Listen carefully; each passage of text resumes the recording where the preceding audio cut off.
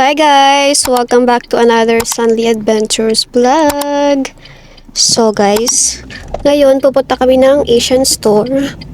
Mag-stop kami ng saglit lang kasi nga bibili kami ng ng dried mango para ipadala doon sa friend ng papa niya sa Latvia. And ngayon guys, ang ganda ng weather. Parang parang Pinas yung weather ngayon. Feels summer. Kaya nakaganito lang ako. At saka si husband is naka-t-shirt lang. So wala kaming suot-suot na jacket.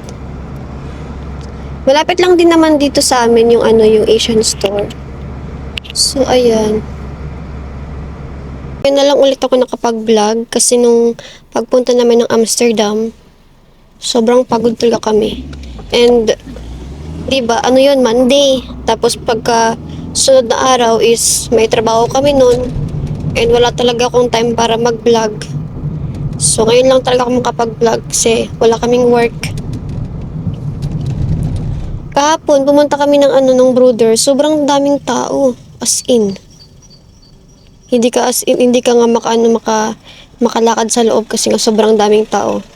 Kasi yung mga tao doon is, from Germany. So, nag-groceries sa brother.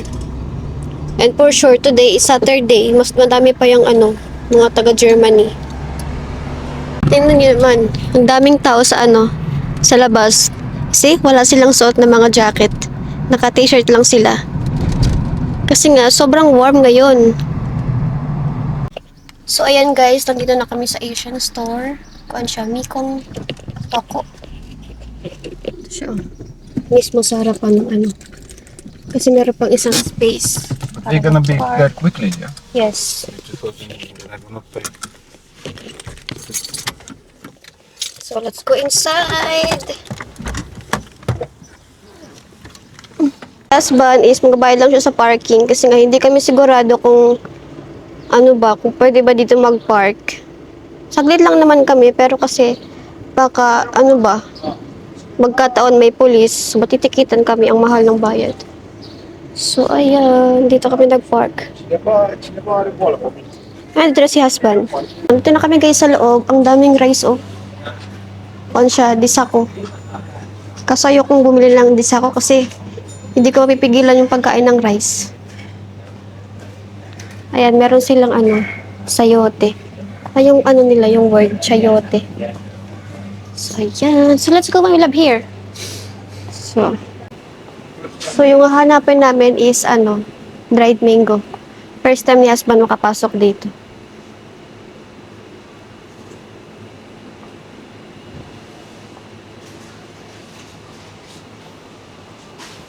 Hindi pa ako nakahanap ng dried mango, pero kukuha ko ng toyo at saka pansit bihon. And meron dito silang century tuna. Ito siya, oh. Ito ko sa'yo. Flakes and oil, €2.35. Ito yung bibilin ko, yung original. Meron din silang nakapuno. Wait lang. Wala akong dalang basket eh. Meron silang makapuno. Ito siya. Kuhan siya, €4. Wala kasi ditong good, yung cream para sa salad. So ito guys, nakahanap si husband ng dried mango. Kakaiba siya. Hindi siya but it's not made in Philippines. How much? Did you check the price? They're 60 something. What is this?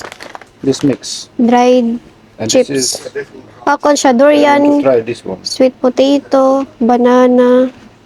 Okay.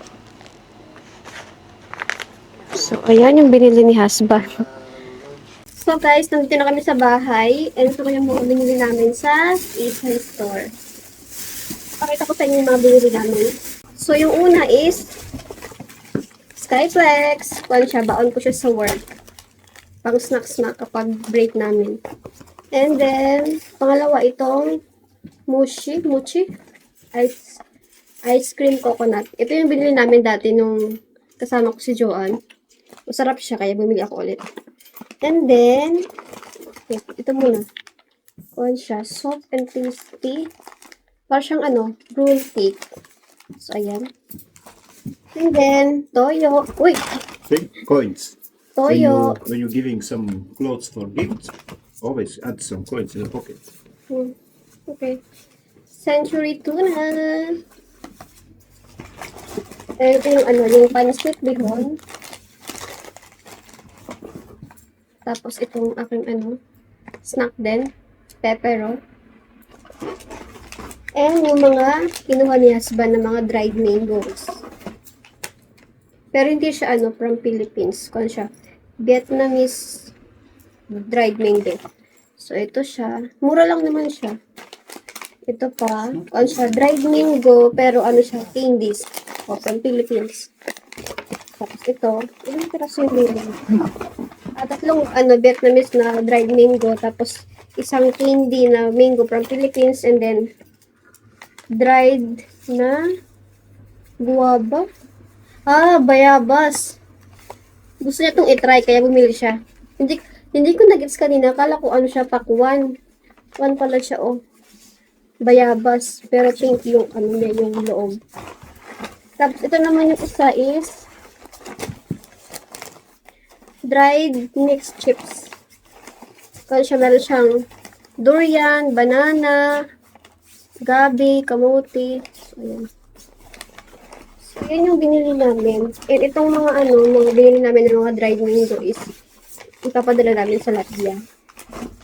Kasi nga yung friend ng papa niya is, di ba nung pagdating ko galing Pinas sa Latvia is, nagdala din ako ng dried mango, and then binigyan ko din sila ng dried mango, and then nagustuhan nila, kaya, ayan, bibigyan namin siya ulit. So, ayan, and then nag-stop din kami sa sa Plus, kasi nga bumili kami ng, tawag ito, ng lemon at yung mga gagamitin namin para sa marinade. Kasi bukas is, magano kami barbecue sa sa river. Kasi tomorrow is maganda din yung weather. Lalo na ngayon, parang ang talaga Pinas. So ayan. Ito yung binili namin sa brother. Sa Plus. Chips. Asin. Mais. Tapos itong chocolate. My love, it's open. It's already open. Ilalagay din namin itong chocolate sa package. Isa sila. Yung iba is mga mga lemon.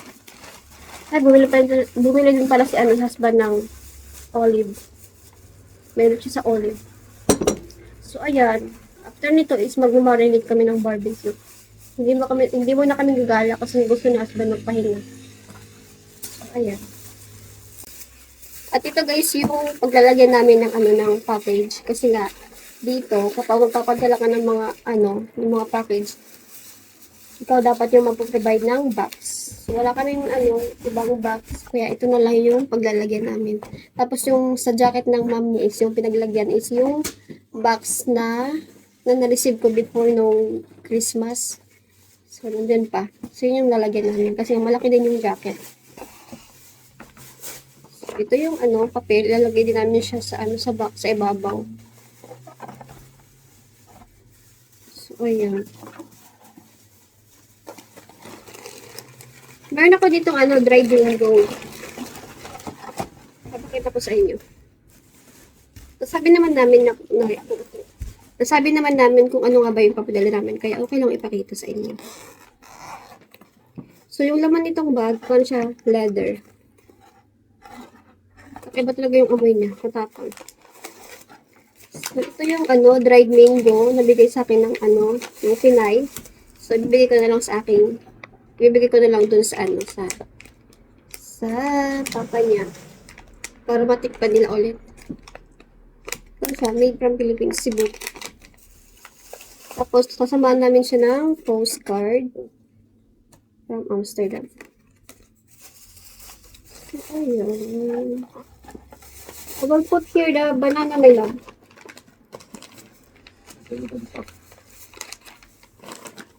So, ito lang yung isasama namin. My love, this one, it's for you? Also here? Ah. Only this one you want to try? No, no, also. Ah, also? Wait, I will finish with this, then we're gonna do this. Maybe Okay. we're gonna do this in that package. Ah, okay. Yeah, okay. So now I'm just thinking, maybe can something add? What do you think? So guys, kumakain ako nitong century tuna. Ito yung aking ulam. So, nilagay ko lang dito sa tasa. Papatikin ko kay husband.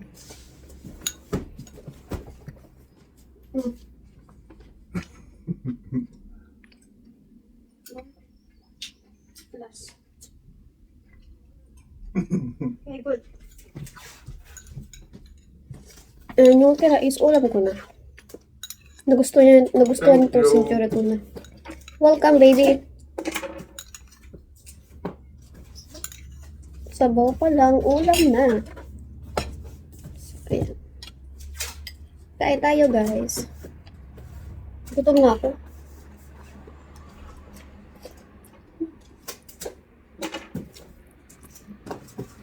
Busy si husband sa papak ng package.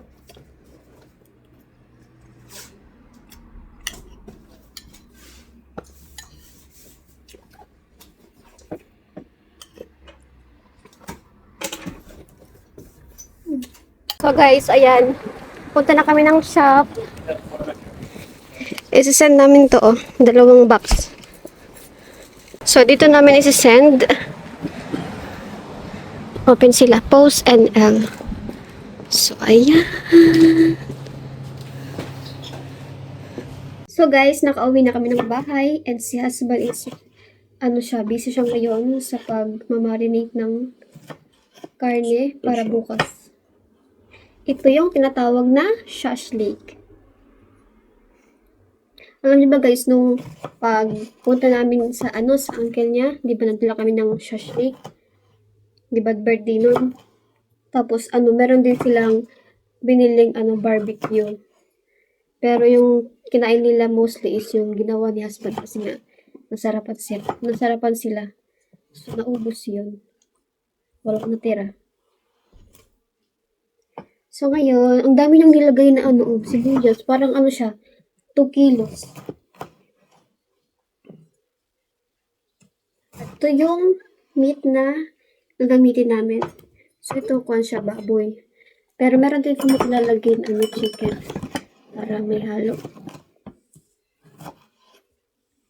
Mamaya, magluluto ako ng ulam namin. Ang lulutuin ko is yung yung atay ng manok at saka balunan ba yun? Or in English ko gizzard. Yeah, gizzard. Basta yung po yung tigas.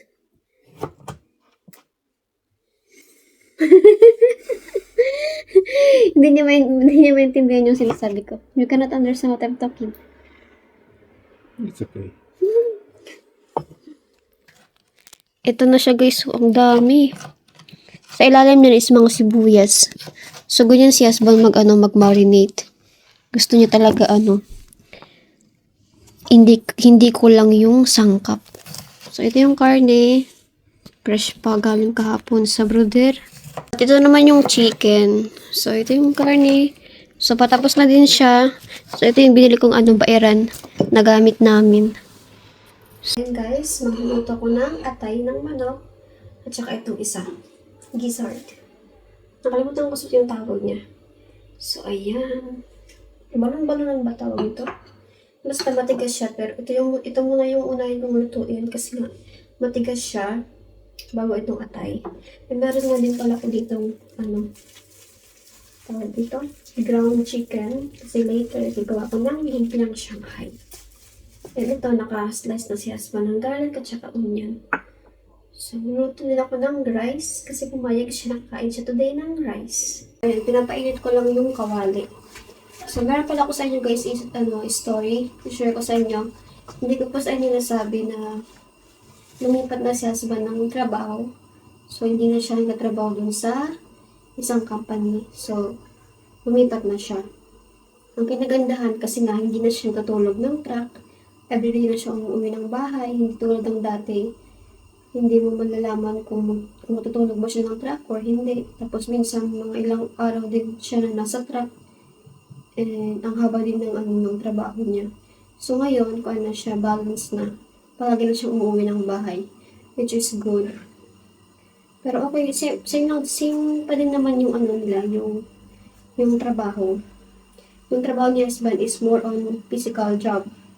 Kasi nung dati, lang, parang hindi siya as in yung physical na trabaho. Kasi nga, di ba, nag-drive lang naman siya. So ngayon, yung trabaho niya, truck driver pa din. So yung ginagawa niya is nag-deliver siya ng mga goods sa iba't ibang restaurant. Mostly sa siya naka-assign siya sa Eindhoven. So ayan. Hindi na tulad ng dati. Kaya wala na kayong makikita namin videos na nag-drive ng truck kasi nga yung job niya is hindi na international. So local na lang. May miss ko yung adventures namin, lalo na yung pagpunta ng Switzerland, France. Pero ayan, so, move on na tayo doon. Marami pang adventures na makikita niyo. Hindi lang yun. So, ayun guys, lumipat na siya ng work. Guys, halo na ni husband. Kasi ang daming onion. Look at that! Ang sarap niyan bukas.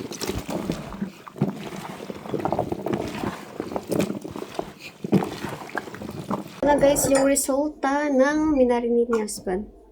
Tikman natin yung sauce. Asim.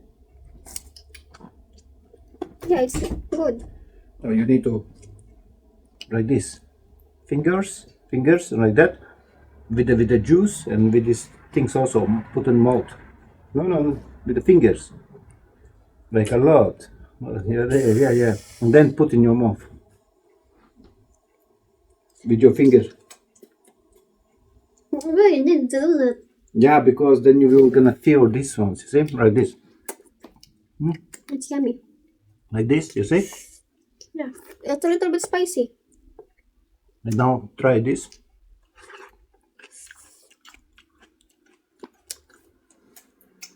Ang dami, oh. Kaming dalawa lang yung kakain nito. Nilagyan nila ng folia kasi may ilalagay namin siya sa loob ng rep para hindi siya yung amoy ba? Hindi kumalat kasi ang tapon ng At least 15 hours. 15 hours? At least. If you were gonna count from today. No, less. Yes. Yes. Naluto na guys yung aming ulam, itong atay. So, isalin ko na siya sa lalagyan. And ngayon, meron ako dito pinapakuluan na buto ng avocado. Kasi nga, gagamitin niya ni husband para sa kanyang ulo. Sa buhok, I mean. Alam niyo ba guys, yung buhok ni husband dito sa dito sa gitna. Tumutubo na, madami na. Hindi lang siya halata. Kasi nga yung buhok na is para siyang medyo white. So, hindi siya halata na may mga buhok na sa gitna. Parang pa din siya, parang baga, yung walang buhok. Pero ngayon, madami na yung buhok niya. Yung ginagamit niya lang is, yung sibuyas. Mamaya nga, mag-grate ako ng sibuyas, so yun yung lalagay niya sa ulo niya. So, siya, like, i-grate mo siya, and then, ipapatong mo lang siya sa ulo mo hanggang, hindi ko rin po ilang hours, tapos naliligo siya. So, yun yung ginagamit niyang para dumami yung tubo ng buhok niya. Which is, kakatulong kasi nga, effective yung ginagawa niya. Tapos ito naman, panibagong recipe para sa buhok. So, ayan. So, ito na yung ulam namin. So, we're now going to eat. Rice is life. Okay. Wala siyang choice ngayon kasi nga, Hindi ako nagluto ng potato. Give me your plate. Smell, of course, is good. Because this is Hasmin rice. Hasmin. Mamahalin yung rice namin ngayon. So, ito yung ulam namin. Mamahalin ko ng rice. Ang sumat ba yung ganun? That's it. Maybe also soup. Sabaw.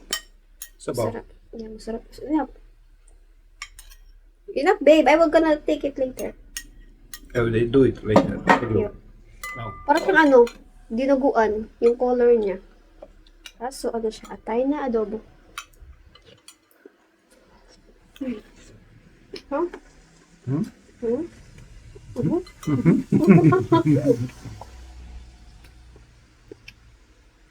It's yummy.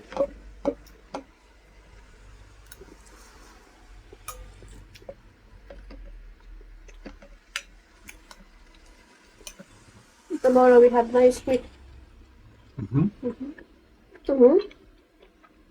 I invited Janis tomorrow to come today. Tomorrow, come here. You cannot come here. It's very far. 2 Let's hours. see. Let's see what he will answer.